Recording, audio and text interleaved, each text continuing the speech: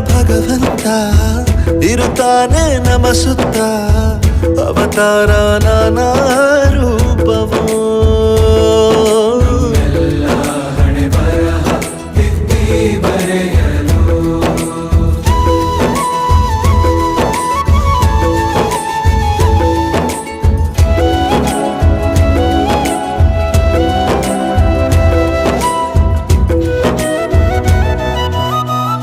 ಬಾಳಲ್ಲಿ ಲೆಕ್ಕ ಎಷ್ಟು ಮುಖ್ಯ ಎಂಬುದ ಬೆರಳಲ್ಲೇ ತೋರಿ ಕಲಿಸಿದ